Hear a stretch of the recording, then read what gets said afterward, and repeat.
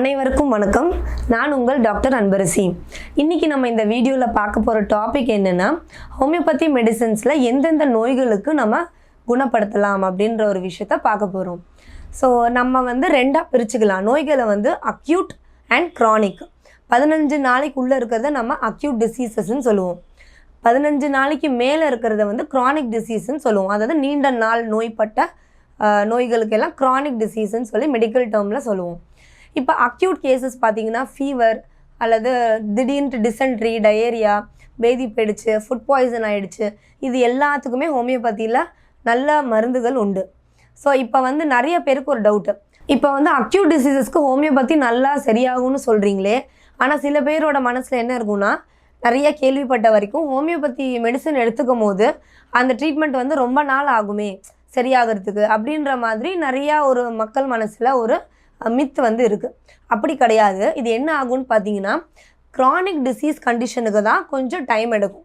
அதுவும் ஏன் அப்படின்னா, நாள்பட்ட வியாதி கிட்டத்தட்ட ஒரு 3 வருஷம் 4 வருஷம் கழித்து தான் நம்மக்கிட்ட அல்டர்னேட்டிவ் மெடிசனில் ஹோமியோபதிக்கு அல்லது ஆயுஷில் எது வேணாலும் வருவாங்க. அப்படி வரும்போது நம்மளுக்கு அந்த 4 வருஷம் இருக்கிற நோயில் மினிமம் ஒரு 6 மந்த்ஸாவது நம்மளுக்கு டைம் வேணும். ஸோ இதை தான் ரொம்ப நாள் ஆகுது அப்படின்ற மாதிரி சொல்லுவாங்க. 1 மாதம் எடுக்கும் போதே அவங்களுக்கு க்யூர் கிடைக்கும். பட் இருந்தாலும் வேரோட ஒரு விஷயத்தை நம்ம எடுக்கும் போது இந்த டைம் ஒரு க்ரானிக் டிசீஸ்க்கு தேவைப்படும். இப்போ பார்த்தீங்கன்னா ஃபீவருக்கு வராங்களா, காலையில் ஃபீவர் இருக்கா, சாயங்காலமே ஃபீவர் சரியாகிறதுக்கும் ஹோமியோபதியில் மருந்துகள் உண்டு. அதே மாதிரி பேதி, ஃபுட் பாய்சனாக இருக்கட்டும், சின்ன குழந்தைங்களுக்கு ஆஸ்துமா ப்ராப்ளம், அடிக்கடி சளி பிடிக்குது, dust allergy, adenoids, tonsillitis, sinusitis, இது எல்லாத்துக்குமே அற்புதமான மெடிசின்ஸ் ஹோமியோபதியில் இருக்குது. ஸோ இப்போ டஸ்ட் அலர்ஜி இருக்குது, ரெக்கரண்ட்டாக ஐஸ்கிரீம் சாப்பிட முடியல, ஜூஸ் குடிக்க முடியல, சாக்லேட்டு, ஸ்வீட்டு, சில பேருக்குலாம் சக்கரை சாப்பிட்டாலே திடீர்னுட்டு தும்பல் வர ஆரம்பிச்சிரும், இந்த நாக்கில் அரிக்க ஆரம்பிக்கும், காது குடைவாங்க. ஸோ இந்த மாதிரி ப்ராப்ளம்லாம் அலர்ஜிக் ரைனைட்டிஸ்ன்னு சொல்லுவாங்க, அடுக்கு தும்பல். ஸோ இது எல்லாத்துக்குமே ஹோமியோபதியில் சீக்கிரமாக குணமாகிறதுக்கு மருந்துகள் உண்டு.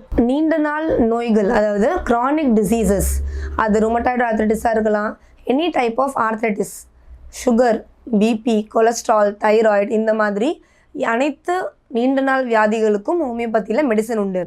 பித்தப்பை கல் அல்லது ரீனல் ஸ்டோன்ஸ், கிட்னியில் கல் இருக்குது. அதே மாதிரி பெண்களுக்கு பார்த்திங்கன்னா மாதவிடாய் பிரச்சனைகள் அல்லது பிசிஓடி. இன்றைக்கி மேஜராக இருக்கக்கூடிய இஷ்யூஸ் பார்த்திங்கன்னா இன்ஃபர்டிலிட்டி, அதாவது குழந்தையின்மை, அது ஆண்களாக இருக்கட்டும் பெண்களாக இருக்கட்டும். ஸோ இந்த குழந்தையின்மைக்கு நம்மக்கிட்ட நல்ல அற்புதமான மெடிசின்ஸ் ஹோமியோபதியில் இருக்குது. நம்மளுக்கு நிறையா சில பேர் ஹார்மோனல்ஸ் இன்ஜெக்ஷன்ஸ் அல்லது ஹார்மோன்ஸ் எடுத்து நம்மளோட உடம்பு நம்ம உடம்பு மாதிரியே இல்லாமல் ரொம்ப ஃபெட்டிக் ஆகி மென்சுரல் சைக்கிள் டிஸ்டர்ப் ஆகி நிறையா பேஷண்ட்ஸ் டிப்ரெஷன்ஸில் வராங்க. ஸோ அவங்களுக்கு ஏன்னா குழந்தை இல்லாமல் இருந்தாலே எல்லோரும் ஃபேமிலிஸில் கேட்பாங்க. ஸோ மைண்ட் லெவலில் அவங்க ஸ்ட்ரெஸ் ஆகுறாங்க. அப்படி இருக்கும்போது ஹோமியோபதி ரொம்ப இம்பார்ட்டண்ட்டான ரோல் என்னென்னா கவுன்சிலிங். ஸோ ஒரு மாரல் ரெமெடி. ஸோ அவங்களுக்கு ஒரு சில கவுன்சிலிங்ஸ் கொடுத்து நம்ம அந்த மெடிசன்ஸ் கொடுக்கும்போது ஈஸியான ரெக்கவரி கிடைக்கும். இதில் நம்ம பார்த்திங்கன்னா எவ்வளோ நாள் ஆகும். ஸோ இப்போ அக்யூட் டிசீசஸ்னால் நம்மளுக்கு 2-3 நாளில் சரியாக போடும். இதே க்ரானிக் டிசீசஸ்க்கு பார்த்தீங்க அப்படின்னா நோயை பொறுத்து, நோயோட வீரியத்தை பொறுத்து, இப்போ பல வருஷங்களாக இருக்குது அப்படின்னா நம்மளுக்கு ஒரு 6 மாதம் டைம் வேணும். இல்லை இப்போ தான் ஸ்டார்ட் ஆகுதுன்னா ஒரு 3 மாதத்துக்குள்ளே டைம் எடுத்து நம்ம அதை க்யூர் பண்ணிக்கலாம். ஸோ இந்த க்யூருன்ற வார்த்தை பார்த்திங்கன்னா ஒரு பெரிய லெவலான ஒரு வார்த்தை. ஏன்னா அவ்வளோ சீக்கிரம் எந்த டிசீசஸ்க்குமே ஈஸியாக க்யூர் பண்ண முடியாது. ஏன் அப்படின்னா இப்போ இருக்கிற காலகட்டத்தில் இந்த லைஃப் ஸ்டைல் சேஞ்சஸ் இப்படி இருக்கும் போது க்யூர் அப்படின்னா திரும்ப வரக்கூடாது இல்லையா, அதுக்கு பேர் தான் க்யூர். பாலியேஷன் அப்படின்னா நம்ம அடக்கி வைக்கிறோம், அதாவது இப்போ இருக்கிற சிம்டம்ஸை அமுத்தி உள்ளே வைக்கிறோம். திரும்ப அதை any chance by triggering point ஏதாவது ஒரு சர்க்கம்ஸ்டன்ஸ் வந்துச்சுன்னா அது திரும்ப எழுந்து வந்துடும். ஸோ இந்த மாதிரியான 2 வார்த்தைகள், க்யூரு, பாலியேஷன். சப்ரெஷன் அப்படின்னா ஒரு வார்த்தை. ஸோ இந்த க்யூர் வார்த்தை ரொம்ப கஷ்டம். எந்த ஒரு டாக்டராக இருந்தாலும் அதை அட்டைன் பண்ணுறது ரொம்ப ஸ்ட்ரெஸ் எடுத்து தான் நாங்கள் பண்ணுறோம்.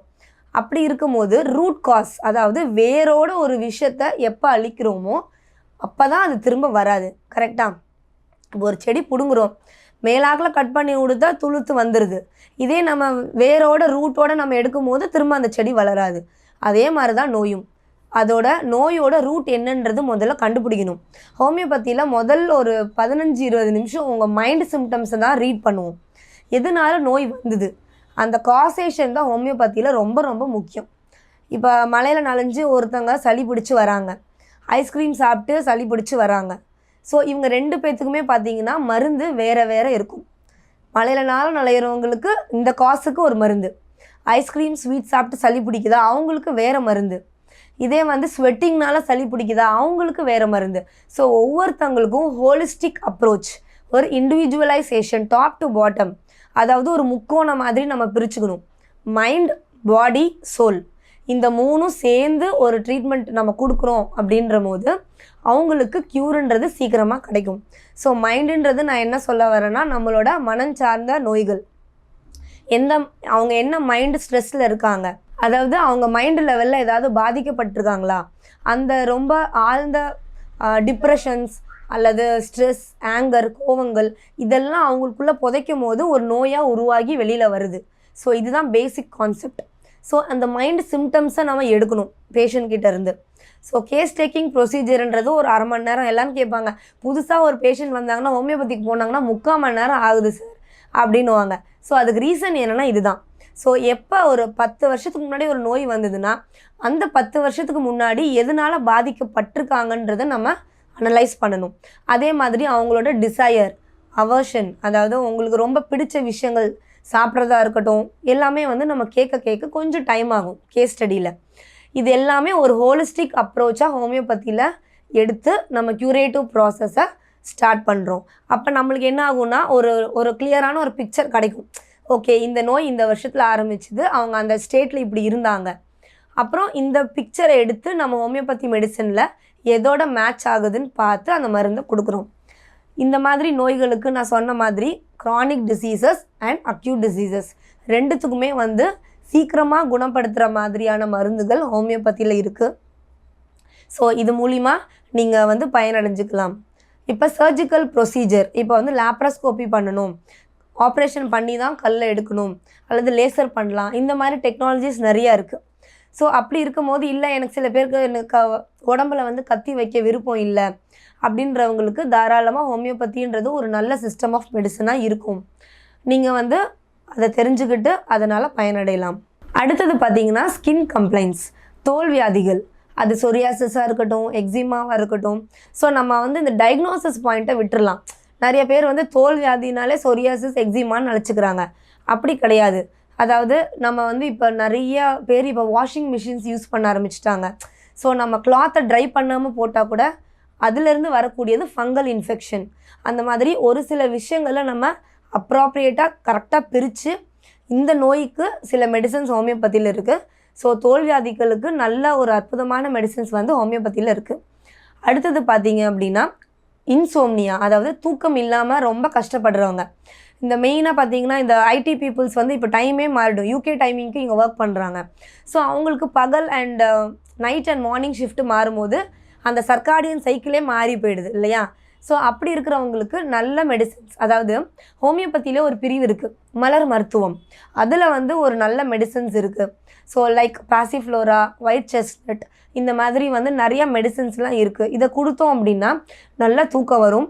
இது கொடுக்கறதுனால இது வந்து தூக்கத்துக்கான மருந்து கிடையாது. இது என்ன பண்ணுன்னு கேட்டிங்கன்னா உங்களோட நரம்புகளில் காம் பண்ணி நம்மளுக்கு தூக்கம் வர வரைக்கும். ஸோ இந்த ஸ்ட்ரெஸ்ஸு அதை பற்றியே யோசிச்சுட்டு இருக்கிறது இதெல்லாம் இல்லாமல் ஒரு தூக்கத்துக்கான ஸ்டேட்டுக்கு உங்களை கொண்டு போகும்.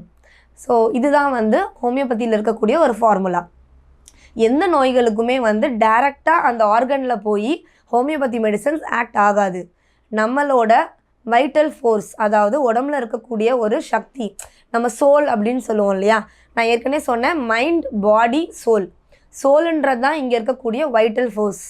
அந்த ஃபோர்ஸை ஸ்டிமுலேட் பண்ணிவிட்டு அதில் இருந்து தான் உங்கள் உடம்பே அந்த நோயை எதிர்ப்பு சக்தி உண்டாக்கி ஒரு டிசீஸை க்யூர் பண்ணும். இதுதான் ஹோமியோபதியோட கான்செப்ட். இது இன்னும் புரியணுன்னா இப்போ சுகர் பேஷண்ட் வராங்க, மோஸ்ட்டாக இன்சுலின் டெஃபிஷியன்சி இல்லையா. கணையத்தில் பீட்டா செல்ஸ்ன்னு ஒன்று இருக்கும். அதில் வந்து இன்சுலின் சுரக்கலை அப்படின்னா என்ன பண்ணுவோம், நம்ம ஆர்டிஃபிஷியலாக நம்ம வெளியிலேருந்து இன்சுலின் எடுப்போம் இல்லையா. தைராய்டு பேஷண்ட்டுக்கு நம்ம தைராய்டு ஆர்டிஃபிஷியலாக தைராக்சின் அப்படின்ற மாதிரி நம்ம எடுக்கிறோம்.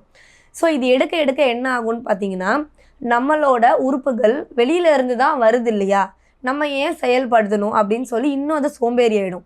ஸோ அதை இப்போ என்ன பண்ணுவோன்னா, ஹோமியோபதியில் மெடிசன்ஸை கொடுத்து உங்களோட ஓன் கணையத்தை இல்லாட்டினா உங்களோட தைராய்டு சுரப்பியை இயங்க வைக்கிறோம். அப்போ இயங்கும் போது ஆட்டோமேட்டிக்கலாக உங்கள் உடம்பே தைராய்டையும் செக்ரீட் பண்ணும், உங்கள் உடம்பு சுகர் பேஷண்ட்டாக இருந்தால் இன்சுலினை செக்ரீட் பண்ணும். ஸோ இதை தான் நம்ம ஹோமியோபதியில் பண்ணுறோமே தவிர, அயனுக்கு நம்ம வெளியிலேருந்து அயன் சப்ளிமெண்ட்டு, தைராக்சின் அல்லது இன்சுலின் இப்படி போகிறது கிடையாது. அதனால தான் இது க்யூரேட்டிவ் ப்ராசஸ். நீண்ட நாள் ஒரு நோயை நம்ம குணப்படுத்தணும்னா நம்ம உடம்புக்கே அந்த உடம்பு சக்தி, அதாவது எதிர்ப்பு சக்தியை உண்டாக்கணும். அப்படி இருந்ததுன்னா கோல்டு, சைனஸ், சின்ன குழந்தைங்களுக்கு இம்யூனிட்டி டெவலப் ஆகும்போது எந்த நோய்களும் வராது. அடுத்தது பார்த்திங்கன்னா, இந்த மாதிரி long term arthritis, auto immune disorder. அதாவது ஆட்டோ இம்யூன் டிஸார்டர் அப்படின்னா நம்மளோட உடம்புல இருக்கக்கூடிய அணுக்களுக்கே நம்மளோட வெள்ளை அணுக்கள் டெஸ்ட்ராய் பண்ண ஆரம்பிச்சிடும். ஸோ அது வெளி உறுப்பு அப்படின்னு நினச்சிக்கிட்டு, இதுக்கு பேர் தான் ஆட்டோ இம்யூன் டிஸார்டர். இதுக்கு எல்லாத்துக்குமே ஹோமியோபதியில் நல்ல மெடிசன்ஸ் இருக்குது. நிறைய பேர் இந்த சரவாங்கின்னு சொல்கிறாங்க இல்லையா, ரொம்ப கஷ்டப்படுவாங்க. இதெல்லாம் மூட்டுக்கு மூட்டு வலி இருக்கும், வீங்கிக்கும், ஒன்றும் பண்ண முடியாது.